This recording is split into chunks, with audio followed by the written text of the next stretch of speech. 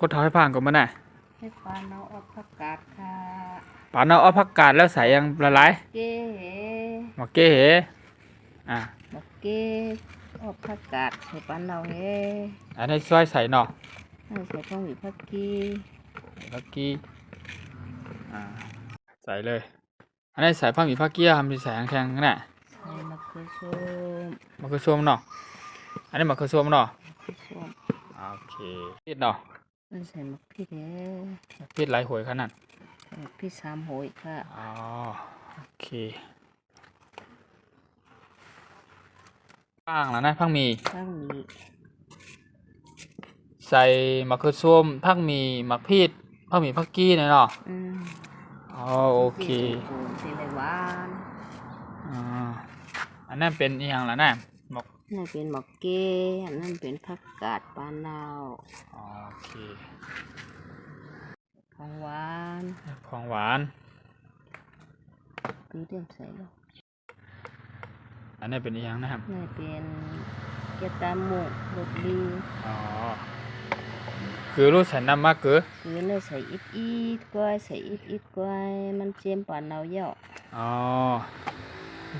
ปานเนาใต้อ๋อง่ายเขาพักใต้ก็ต้องใส่ถุงเนาใต้นะหมออันนี้ใส่เย้าหยาหมดเนาะคืออีหยังทางปานเนาหมกเก้อันนี้หมกเก้เนาะหมกเก้ในพันธุ์สุกนะหมกเก้พันธุ์สุกแคมเยาะอ๋อปานเนาก็แน่ปานเนาอันนี้อีหยังคะแนมนี่เป็นผักกาดปานเนาที่ซอยอยู่กวางก้อยโอเคเอาปานเนาที่ซอยก่อนจะโค้งก้อยอันนี้ยาวๆเนาะใส่เก้ผักกาดนวดเราก็ได้เนาะนวดเราก็นวด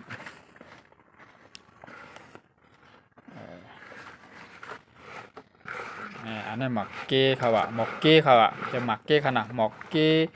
ใส่ผักกาดแต่ว่าเนี่ยใส่ขี้ยาปรุงรสปรุงเครื่องเรียบร้อยนะครับอันนี้เป็นเขาเรียกว่าอะไรดอกแคป่านะครับภาษาคำเมืองหรือภาษาพี่น้องคนไทยนะครับแต่ภาษาพี่น้องไทยเขาเรียกว่าหมกเก้นะครับผักกาดก็น่าจะเรียกผักกาดในคล้ายๆกันนะครับนี่ครับอันนี้วิธีการทำนะครับอันนี้เราจะปรุงเครื่องปรุงรสเรียบร้อยใส่เกลือชูรสผงรสดีผงถั่วเน่านะผงถั่วเน่าไตนั่นเองนะครับแล้วก็มีผักกาดที่มันเป็นอันดิบนะครับเรามาไซส์ให้มันเรียบร้อยแล้วก็มาหั่นหรือซอยให้มันย่อยๆนะครับเนี่ยคุณท่าบอกว่าทั้งสองอย่างทั้งผักกาดทั้งดอกเคป่าอันนี้เราก็จะมาซอยให้มันย่อยเสร็จแล้วเราก็จะล้างน้ำหรือว่าขยำนะครับเพื่อจะไม่ให้มันฝาดนะครับอันนี้เนี่ยวิธีการทำนะครับอันนี้เราปรุงรสเรียบร้อยคนขยำเรียบร้อยนะครับต่อไปคือใส่อย่างแทงต่อไปปลาเน่าเนาะปลาเน่าโอเคเราจะไปทอดปลาอันนี้คือเป็นเขาเรียกว่าปลาเน่าเนี่ยภาษาพี่น้องไตเนาะคือปลาดองนั่นเองนะครับปลาดองแห้งอะไรประมาณนี้นะครับเขาจะเอาไปทอดก่อนนำไปทอดเสร็จหลังจากทอดเสร็จเราจะเอามาใส่เอาเฉพาะเนื้อมันนะครับเราจะมาใส่ในนี้นะครับในดอกเคป่านะครับโอเคอันนี้ปลานะครับปลาน้องนี่คือในซอยเนาะซอยให้ป้อเด้ดีกว่าโคเนี่ยจ่อให้มันขอบเนาะมันขอบสุกอ๋อโอเคเราที่ปันเราใส่อ๋อมาเอาไปโคกันที่โคปันเนาเนาะโคปันเนาค่ะเนาะปันเนาค่ะอันนี้ใส่น้ำมันน้ำอีกคนเท่าอันนี้ไปคูน้ำมันคูขอบเพลงหลังก็ใส่โอเคให้ปันเนาค่ะวะเป็นน้ำมันเดือดค่ะเดี๋ยวนะลองได้แหละ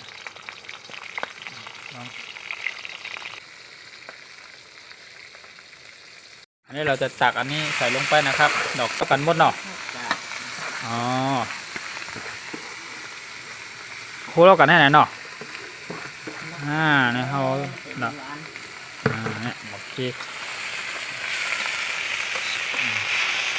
อันนี้หมกกี้ค่ะว่าหมกกี้ใส่ผักกาดคูโรปันดาวค่ะว่าเนี่ยที่ออกผักกาดค่ะว่าโอ้น่ากินขนาดเลย อ๋อต้องอาบลีกินห่างอาบานค่ะเจ้าพะโล้แจ่มนะคะเพราะอะไรกินเนี่ยมันง่ายๆเนี่ยหวานหวานเนี่ยพี่น้องดังเฮิรนดังของดังจานวุ้นปีลุงน้องว่าเราไปกินเนี่ยเราเลยกินนี่นะหากินหยาบค่ะเนี่ยคนเขาเฮ็ดเก็บปากค่ะนี่เก็บปาก ทำวันละค่ะมากินละค่ะ ปิ๊กไว้กันเนาะไปใช้ข้าวยางผึ่งก่อนหลายเมล็ดเนี่ย ทำสิบเม็ด ชิมเมล็ดเขาว่ะชิมเมล็ดว่ะคนตัวเนาะเนี่ยขอเนี่ยเราแคบแบบเฮ้โอ้พักกาดมันก็แคบหน่ะเฮ้บอกกี้โคลอพักกาดในขวาปันเน่าเฮ้ท่านนะลองแจ้ก็เท่า นี่คือเรียกผักกาดบ้านนา อ๋อ บ้านนามันอันนี้ได้กิน เนี่ยคนเฒ่าบอกว่าหากินยากแบบนี้นะครับ เป็นอาหารพื้นบ้านหรือของพี่น้องชาวไทยที่ชอบกินกันอย่างมากนะครับ เมนูนี้นะครับ อันนี้ชิมดูก่อนครับชิมดูว่าอร่อยไหมคนเฒ่าชิมดู มันติดได้หมดตรงนี้ อร่อยมากว่ะไม่ขมคนเฒ่าบอกจริงๆดอกเคป่านี่มันดอกแคนะภาษาพี่น้องคนไทยหรือคำเมืองนะครับ แต่มันจะออกฝาดๆคมๆนะครับ แต่ของเรานี่เราทำ แค่มัน แต่นี่เราขยำหรือว่าล้างน้ำหลายน้ำหน่อยมันสะอาดแล้วก็มันก็ไม่ขมนะครับสู้กันเนาะจิ้มจะอะไรคนเท่าจิ้มเลยตากล้องน้ำจิ้มมาตากล้องให้ก้นเฮ็ดจิ้มกะ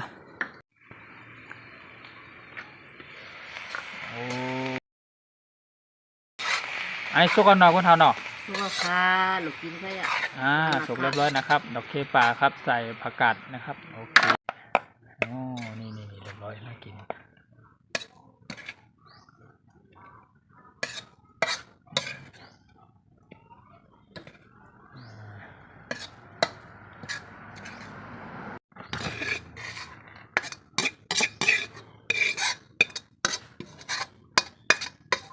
ยาวหน่อยหนึ่งเมนูเนาะ เดียวค่ะลูกกินไปหมกเก้เนาะ หมกเกออกผักกาดบ้านนาหวานนะคะ ร้องหากินหยาบไปที่ไหน หากินหยาบนะคะโตๆได้ไล่กินง่ายๆค่ะ